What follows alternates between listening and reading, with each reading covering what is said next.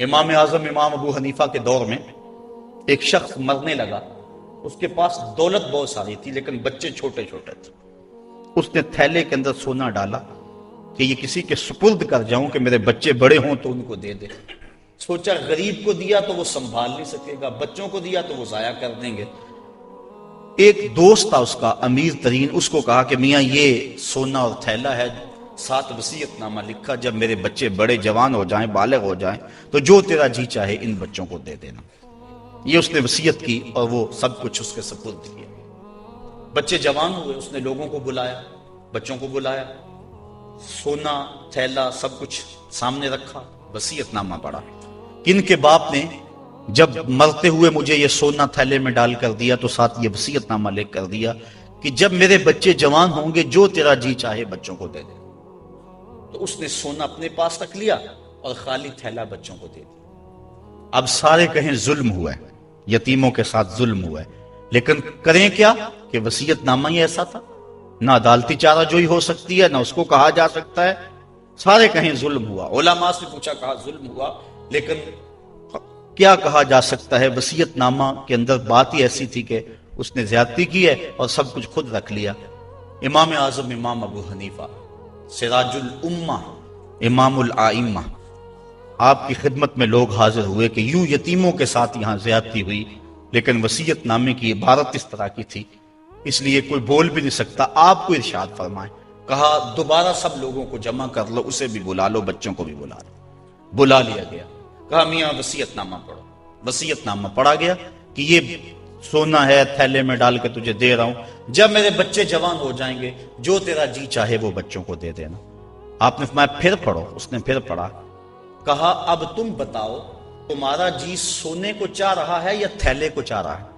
اس نے کہا میں تو سونا رکھنا چاہتا ہوں۔ کہا وصیت نامہ پڑھو، وصیت میں ہے جب بچے جوان ہوں گے جو تیرا جی چاہے وہ بچوں کو دے دینا۔ اب تیرا جی تو سونے کو چاہ رہا ہے اور وصیت میں لکھا بھی یہ ہے کہ جو تیرا جی چاہے وہ بچوں کو دے دینا، لہٰذا سونا دینا، بچوں کو تھیلا رکھ خود۔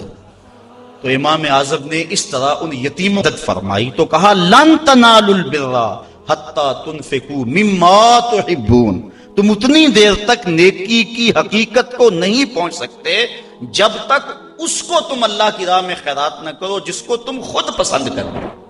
اللہ مما تحبون، تو انسان اس کو راہ خدا میں خیرات کرے جس کو خود پسند کرتا ہے۔ اور آگے فرمایا وَعَلَمُوا، اور جان لو ان اللہ غنی حمید، اللہ غنی بھی ہے اور سراہا ہوا بھی ہے، اسے تمہارے مالوں کی ضرورت نہیں ہے، وہ ان غریبوں کو خود بھی تو دے سکتا تھا نا، تمہاری ڈیوٹی لگائی کہ تم دینا، وہ خود بھی تو دے سکتا تھا، لیکن یہ تمہاری آزمائش، ان کی آزمائش اور تمہاری آزمائش۔ اب دیکھتے ہیں کون اپنی آزمائش میں پورا نکلتا ہے۔ الشیطان یعدکم الفقر ویامرکم بالفحشاء، شیطان تمہیں اندیشہ دلاتا ہے محتاجی کا، اگر تم نے اللہ کی راہ میں دیا تو تم محتاج ہو جاؤ گے، تمہارے پاس اتنی دولت نکل جائے گی۔ وَيَأْمُرُكُمْ بِالْفَحْشَاءِ، اور تمہیں بے حیائی کا حکم دیتا ہے۔ بے حیائی سے یہاں مراد علماء تفسیر فرماتے ہیں بخل ہے، کنجوسی ہے، اور کنجوسی کو بے حیائی اس لیے کہا گیا کہ اس سے بڑی کیا بے حیائی ہوگی کہ غریب نانے شبینہ کو ترستا ہو اور امیر دولت کو سنبھال کے بیٹھ جائے، یہ بے حیائی نہیں ہے تو اور کیا ہے؟ وہ کیا کسی نے کہا تھا گندم امیر شہر کی ہوتی رہی خراب، بچی مگر غریب کی فاقوں سے مر گئی۔ تو اس سے بڑی بے حیائی کیا ہوگی کہ ایک گھر میں گھی کے چراغ جلتے ہوں، ایک گھر کے اندر فضول خرچیوں پر مال لنڈھائے جا رہے ہوں، اور دوسری طرف بیوہ کی یتیم بچیاں گھر میں بوڑھی ہو رہی ہوں، اور کوئی ان کا رشتہ قبول نہ کرتا ہو کہ ان کے پاس دینے کے لیے کچھ نہیں ہے، اور ہم پیسے اڑا دیں اپنے نفس کی خواہش کے لیے جو ہے وہ لاکھوں روپے خرچ کریں اور اپنی گلی میں ان غریبوں اور یتیموں کا لحاظ نہ رکھیں، تو اس سے بڑی بے حیائی اور کیا ہو سکتی ہے؟ اللہ تعالیٰ نے بخل کو جو ہے وہ فحشاء کے ساتھ تعبیر کیا کہ شیطان تمہیں بے حیائی کا حکم دیتا ہے۔ واللہ یعدکم مغفرۃ منہ وفضلا، اور اللہ تمہیں مغفرت کا اور اپنی جناب سے فضل کا وعدہ دیتا ہے، تم اس کی راہ میں خرچ کر کے تو دیکھو وہ تمہارے گناہوں کو معاف کر دے گا۔ اور جب تم اس کی راہ میں خرچ کرو گے تو اس کا فضل ہوگا، یعنی تمہارا مال کم نہیں ہوگا۔ عقل یہی کہتی ہے، شیطان بھی یہی وعدہ دیتا ہے۔ اکاؤنٹنٹ سے پوچھو تو وہ بھی کہتا ہے کہ اتنے خرچ کرو گے تو اتنے کم ہوں گے، کیلکولیٹر بھی یہی حساب دیتا ہے، لیکن اللہ کہتا ہے میں وعدہ دیتا ہوں فضل کا، تم خرچ کر کے دیکھو تمہارے مال بڑھا دوں۔ اور میں ایک مثال دیا کرتا ہوں، پرانے دور میں یہ ہم نے بھی دیکھا ہوا دور کہ کنویں سے پانی نکال کر کھیتوں کو ہم سیراب کیا کرتے تھے، پھر دیکھتے دیکھتے ٹیوب ویل آ گئے تو ان سے پانی ہم اپنے کھیتوں کو دینے لگے۔ وہ جو کنویں تھے ان کو باقاعدہ بند نہیں کیا، لیکن اب کہیں کوئی پرانا کنواں ہو تو وہاں جا کر دیکھو، ایک تو پانی بہت نیچے جا چکا ہے، دوسرا ڈول ڈال کر نکالو گے تو گندا ہو چکا ہے، سونگو گے تو بدبودار ہو چکا ہے۔ پانی وافر تھا، شفاف تھا، کثیر تھا، پاکیزہ تھا، لیکن اب وہی پانی نیچے بھی چلا گیا، نہ اس کی فراوانی رہی، نہ اس کی تازگی رہی، نہ اس کا وہ شفاف پن رہا۔ کیوں؟ اس لیے کہ جب وہ کنواں اپنا باہر دیتا تھا نیچے سے سوتے پھوٹتے تھے، جتنا لٹاتا تھا اللہ اور دے دیتا تھا، جب اس نے باہر دینا چھوڑ دیا اللہ نے اس کو عطا کرنا چھوڑ دیا۔ اس لیے اس کی راہ میں دیتے جاؤ گے، اللہ خزانوں کے منہ تمہارے لیے کھول دے گا، تمہارے مال میں خدا کی راہ میں دینے سے کبھی کمی نہیں آئے گی۔ اگر کسی کا مال کم ہوا ہے، کاروبار لوگوں کے دیکھیں ہم نے بڑے بڑے کاروبار اس میں ختم ہو جاتے ہیں، تلک الایام نداولھا بین الناس، دن پلٹتے رہتے ہیں، آج اور کل کیفیت اور۔ اس کی وجہ یہ نہیں ہے کہ اس نے راہ خدا میں لٹایا تو اس لیے ایسا ہوا، اس کی وجہ اور ہے۔ اس لیے راہ خدا میں جتنا مرضی مال دو گے کم نہیں ہوگا، بلکہ اللہ تعالیٰ وعدہ دیتا ہے کہ تم اس کے راہ میں دو گے تمہارا مال بھی بڑھا دوں گا اور تمہاری بخشش بھی فرما دوں گا۔ اللہ اکبر۔ یؤتی الحکمت من یشاء، یہ ساتھ ہی ذکر تھا مال کے خرچ کرنے کا، یہاں ذکر حکمت کا کر دیا، وہ جسے چاہے حکمت دے دیتا ہے۔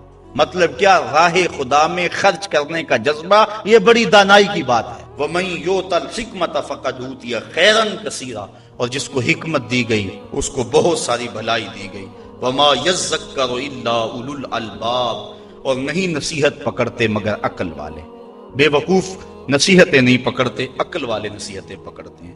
وَمَا أَنفَقْتُم مِّن نَفَقَةٍ أَوْ نَذَرْتُم مِّن نَذْرٍ، اور جو تم خرچ کرو یا کوئی نظر مانو، بے شک اللہ فَإِنَّ اللَّهَ يَعْلَمُهُ، بے شک اللہ اسے جانتا ہے۔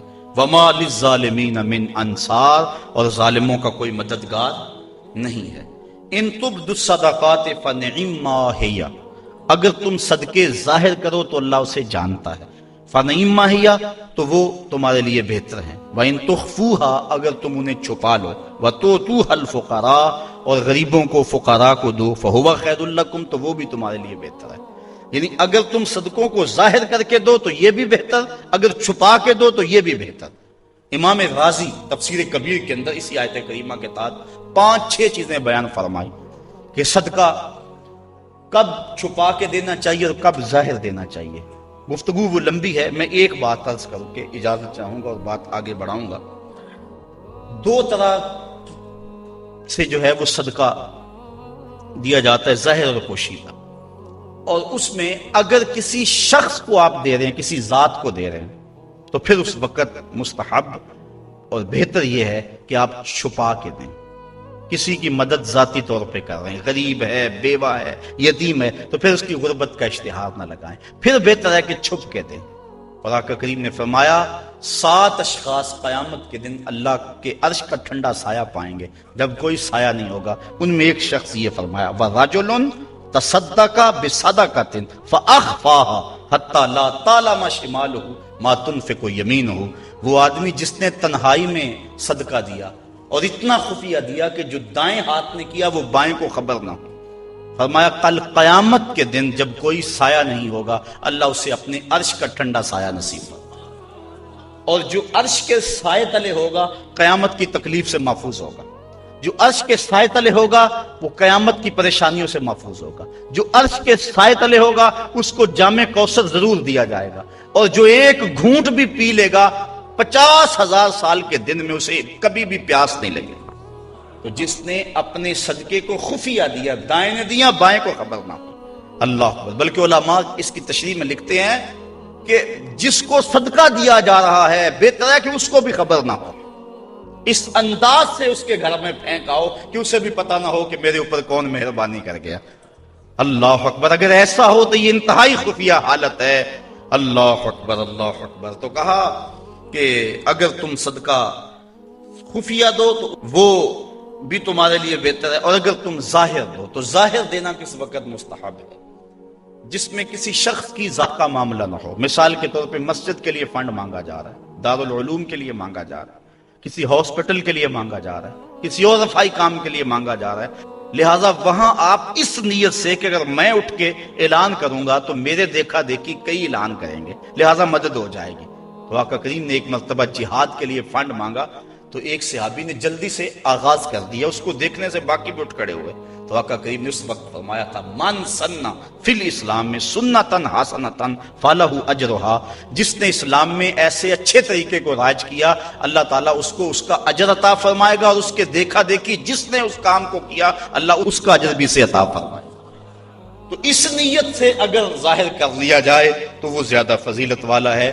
دوسرا، اگر آپ خفیہ کی بجائے اعلانیہ کرتے ہیں تو اس سے آپ کے نفس پر ریاکاری کا امکان پیدا ہو جاتا ہے، تو پھر بہتر یہ ہے کہ ریاکاری سے بچنے کے لیے خفیہ صدقہ کیا جائے تاکہ اللہ تعالیٰ آپ کے اس عمل کی برکت آپ کو نصیب فرمائے، ورنہ ایسا ہوگا کہ ریاکاری سے سب کچھ برباد ہو جائے گا. آگے ارشاد فرمائے وَيُكَفِّرُ عَنْكُم مِّن سَيِّئَاتِكُم، اگر تم اللہ کی راہ میں چھپ کے یا ظاہر صدقہ کرو گے تو اللہ کے نزدیک وہ بہتر ہے، اور وہ اس سے تمہارے گناہوں کو اتار دے گا. یعنی صدقہ دینے سے جو ہے وہ گناہ مٹتے ہیں. واللہ بما تعملون خبیر، اور جو تم کر رہے ہو اللہ اس کو دیکھ رہا ہے. نہیں کسی نے دیکھا، جس کو تم نے دیا اس نے بھی نہیں دیکھا، کسی کو نہیں کانوں کان خبر ہوئی، لیکن جس کے لیے دے رہے وہ تو دیکھ رہا ہے. اللہ اکبر. یہ اپنی اپنی نیت پر منحصر ہے کہ کس کی نیت کیا ہے. لیس علیک ہداہم ولکن اللہ یہدی من یشاء. اے حبیب آپ کے اوپر لازم نہیں ہے کہ ان کافروں کو جو ہے وہ آپ ہدایت دیں، بلکہ اللہ جس کو چاہتا ہے ہدایت دے دے. یہ کفار کو صدقہ دینے کے جواز پر آیت نازل ہوئی. صحابہ صدقہ اپنا دیتے تھے، اپنوں کو مسلمانوں کو بھی، لیکن ان کے رشتہ دار کافر بھی ہوتے جو پریشان ہوتے، تو دل میں آتا یہ کافر ہیں، تو اللہ تعالیٰ نے اجازت دی کہ ان کو بھی آپ دے سکتے ہیں. تو کافر کو صدقہ واجبہ نہیں لگتا، یعنی زکوٰۃ نہیں لگتی، صدقہ فطر نہیں لگتا، اور جو منت کا جو صدقہ ہے وہ نہیں لگتا، واجبہ نہیں لگتا. نافلہ صدقے جو ہیں ویسے تعاون کر دیا جائے تو وہ اس کو لگ جاتا ہے. اس کی دلیل قرآن مجید کی یہ آیت ہے. وَمَا تُنْفِقُوا مِنْ خَيْرٍ فَلِأَنفُسِكُمْ، اور تم جو اچھی چیز دو تو تمہارا ہی اس میں بھلا ہے، فائدہ تمہیں ہی ہوگا، تمہارا ہی بینک ہے. وَمَا تُنْفِقُونَ إِلَّا ابْتِغَاءَ وَجْهِ اللَّهِ، اور تمہیں خرچ کرنا مناسب نہیں مگر اللہ کی رضا چاہنے کے لیے. وَمَا تُنْفِقُوا مِنْ خَيْرٍ يُوَفَّى إِلَيْكُمْ، اور جو مال تم خدا کی راہ میں دو گے اس کا تمہیں پورا پورا اجر ملے گا.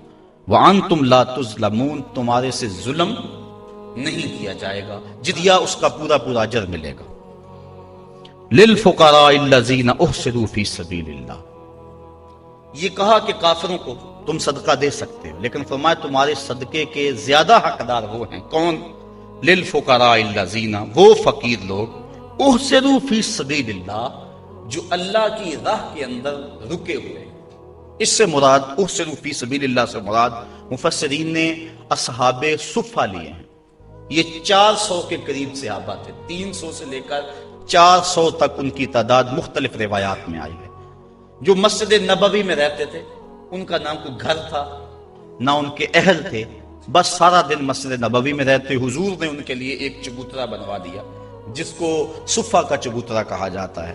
تو وہ اس پہ بیٹھے رہتے، حضور کے انتظار میں رہتے. آقا کریم آتے تو وہ حضور سے دین سیکھتے، بلا تعین اوقات حضور سے دین سیکھتے. کسی غزوے پر حضور ان کو چاہتے تو ساتھ لے جاتے، کسی سرایہ پہ بھیجتے تو وہ حضور کے حکم کی جو ہے وہ تعمیل کرتے. زیادہ کوشش کرتے کہ وہ لکڑیاں اکٹھی کر کے ان کو بیچ کر اپنے پیٹ کا گزارا کرتے، لیکن مصروفیت چونکہ تعلیم دین میں تھی تو وہ کمائی نہیں کر سکتے تھے. اللہ تعالیٰ جل شانہ نے یہاں باقاعدہ یہ بات ارشاد فرما دی، لا یستطیعون ضربا فی الارض، وہ زمین پر چل نہیں سکتے، یعنی باقاعدہ وہ کاروبار نہیں کر سکتے کیونکہ وہ دین کے علم کے لیے رکے ہوئے ہیں. کہا تمہارے صدقے کے زیادہ حقدار یہ طلباء ہیں، دین والے لوگ جو سب کچھ چھوڑ کے دین سیکھ رہے ہیں.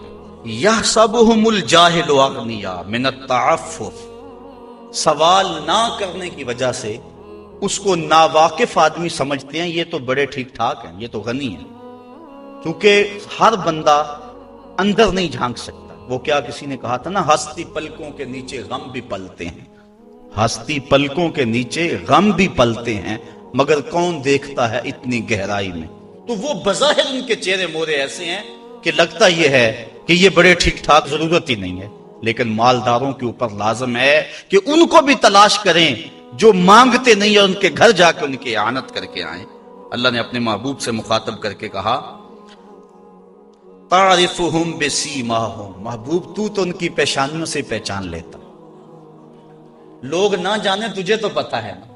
حضرت ابو ہریرہ رضی اللہ تعالیٰ عنہ باہر آ کے بیٹھ گئے، کہتے مجھے بھوک بڑی لگی ہوئی تھی اور اتنی بھوک کہ گزارا نہیں ہو رہا تھا، بیٹھا نہیں جا رہا تھا۔ میں نے کہا کوئی آدمی گزرتا میرے چہرے کو دیکھ کے پہچان لے گا۔ پھر ایک صحابی آئے، میں نے ان سے ایک مسئلہ پوچھا، وہ مسئلہ بتا کے چلے گئے۔ دوسرے آئے، میں نے قرآن کی آیت کے بارے میں پوچھا، وہ بتا کے چلے گئے۔ پھر دل و قلب و نگاہ کے مرشد اولین آ گئے۔ میں نے حضور سے مسئلہ پوچھا، حضور نے کہا ابو ہریرہ بھوک لگی ہوئی ہے؟ میں نے کہا ہاں حضور بھوک لگی ہوئی۔ پوچھا مسئلہ؟ آقا کریم میں بھوک لگی ہے؟ ہاں حضور بھوک لگی ہے۔ مسئلہ ہی یہی تھا؟ کہتے ہیں آ جاؤ میرے ساتھ آ جاؤ۔ پھر وہ روایت آپ علماء سے سنی کہ حضور اندر چلے گئے، اجازت دی۔ حضرت ابو ہریرہ فرماتے ہیں میں دیکھا دودھ کا ایک پیالہ پڑا، کہا ابو ہریرہ جاؤ جو صفہ پہ بیٹھے ان کو بھی بلا لاؤ۔ میں سوچا وہ تو 70 ہیں اور دودھ کا پیالہ ایک، لیکن حضور کا حکم تھا، میں بلا لایا، کہا اب ان کو پلاؤ۔ کہا پریشان تھا لیکن جب پہلے نے پیا ذرا بھی کم نہ ہوا۔ میں سمجھ گیا حوض کوثر کی نہروں سے کنیکشن جڑ گیا۔ کہا کہ ان سب کو پلاؤ، کہا ایک نے پیا، پھر دوسرے نے پیا، 70 آدمی دودھ پی گئے۔ اللہ اعلیٰ حضرت فرماتے ہیں ہاں جناب ابو ہریرہ، کیسا تھا وہ جام شیر جس سے 70 سالوں کا دودھ سے منہ بھر گیا۔ اللہ اکبر۔ کہتے ہیں پھر حضور نے مجھے پلایا، کہا اور پیو اور پیو، حتیٰ کہ میں سراب ہوا، حضور اب نہیں پیا چاہتا۔ پھر آقا کریم وہ پیالہ لیا۔ استاذ المکرم فرمایا کرتے تھے یہ تو دیکھتے ہو کہ ایک دودھ کا پیالہ 70 کے لیے کافی ہو گیا، یہ بھی تو دیکھو کونین کا سردار اور 70 کا جوٹا پی رہا، اس پہلو پہ بھی ذرا نظر جائے۔ اللہ اکبر۔ تو کہا محبوب تم تو جانتے ہو ان کے چہروں سے، اللہ اکبر، کہ وہ لوگوں سے سوال نہیں کرتے، لا یسألون الناس الحافا، وہ لوگوں سے لپٹ کر سوال نہیں کرتے، بڑے خوددار ہوتے ہیں۔ عموماً ایسے لوگوں کی تلاش بڑی ضروری ہے کہ جو لوگوں سے سوال نہیں کرتے، ورنہ ہم نے دیکھا ہے کہ جو لوگ مانگنے والے ہیں، سوال کرنے والے ہیں، وہ تو لاکھوں روپے جمع کر لیتے ہیں، اور جو بیچارے عزت نفس کا لحاظ رکھنے والے ہوتے ہیں ان تک کوئی بھی نہیں پہنچتا۔ آپ دیکھ لیں اپنے معاشرے کے اندر سروے کر کے دیکھ لیں، یہ ہماری ذمہ داری ہے، محروم تک بھی پہنچنا اور سائل تک بھی پہنچنا۔ اور یہ بات ذہن میں رکھیں کہ سوال کرنا یہ مومن کی شان نہیں ہے، بلکہ حضرت سیدنا صدیق اکبر جا رہے تھے تو آپ کا کوڑا گر گیا، گھوڑے سے اترے اور نیچے سے اٹھایا اور پھر بیٹھے۔